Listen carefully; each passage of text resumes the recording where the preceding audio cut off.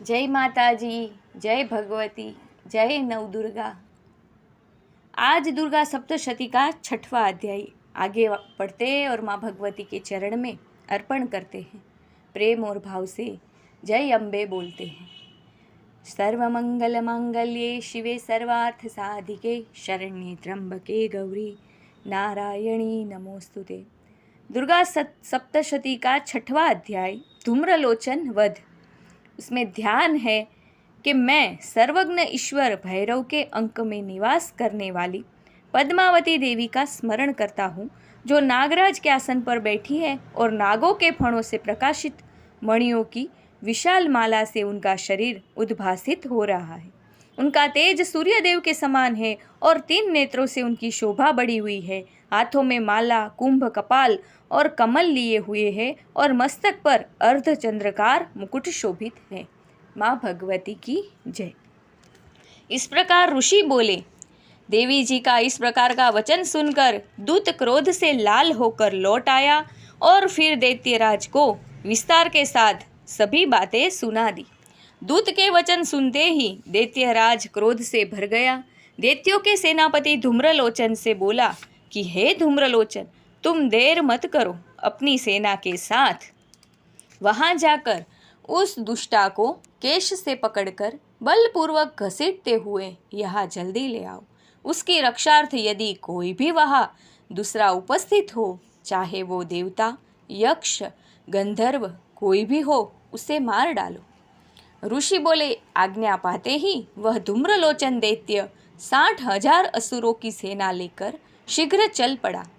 वहां पहुंचकर उसने हिमालय पर विराजमान देवी को देखा और ऊंची आवाज से बोला कि अरे, तू शुंभ निशुंभ के पास चल।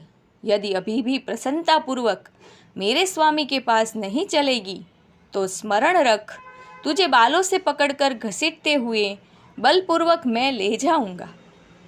देवी बोली, इसमें संशय नहीं कि तुम्हें दैत्येश्वर ने भेजा है। तुम स्वयं भी बलवान हो, बड़ी भारी सेना भी साथ ले आए हो।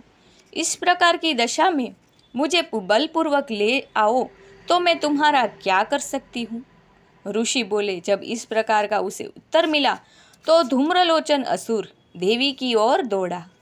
तब तो देवी अंबिका जी ने हुंकार के शब्द से उसे भस्म कर दिया। फिर तो असुरों की क्रोध में आई बड़ी सेना तथा अंबिका जी ने एक दूसरे पर तीक्ष्ण बाण, शक्तियाँ, फरसे आदि बरसाने आरंभ कर दिए। इधर देवी जी का वाहन सिंह भी कुपित होकर भयंकर नाद करता हुआ, अपने बाल झटकारता हुआ असुरों की सेना पर उछल पड़ा। उस सिंह ने कुछ असुरों को पंजों की मार से एवं कुछ एक को अपने झड़बों से तथा कई एक महाअसुरों को नीचे पटक कर दांतों व दाढ़ों से विदीर्ण करके मार डाला। कितने एक दैत्यों को केसरी ने नाखूनों से पेट फाड़ डाले। कितने एक दैत्यों को तल प्रहार कर उनके सिर धड़ से पृथक पृथक कर डाले और अन्य की भुजाएं, सिर आदि छिन्न भिन्न कर दिए। कितनों के पेट फाड़ फाड़ कर गले के बाल फटकारते हुए सिंह ने रुधिर पान किया। अत्यंत कुपित हुए देवी जी के वाहन बलवान सिंह ने क्षण भर में दैत्यों की सेना क्षय कर दी। देवी जी ने उस असुर धूम्रलोचन को मार डाला। देवी जी के वाहन सिंह ने भी सारी सेना का क्षय कर दिया। शुंभ ने जब यह सुना तो उसके क्रोध का पारा चढ़ गया और उसके होठ कांपने लगे।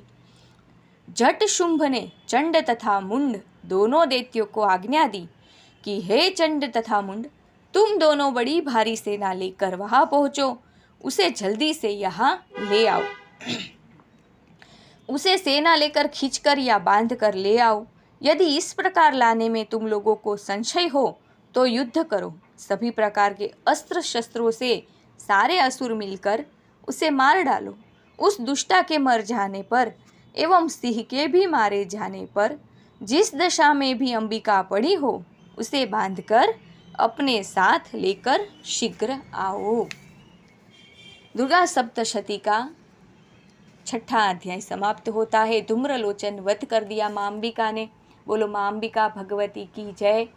हे माँ, सबके ऊपर अपनी दया और कृपा रखना, सबके घरों में सुख शांति और समृद्धि का वास करना। हे महालक्ष्मी, हे आदिशक्ति, सब भक्तों की आप रक्षा करना। यदि मेरी वाणी और भजन आपको पसंद आए तो माँ भगवती की कृपा आप पर बनी रहे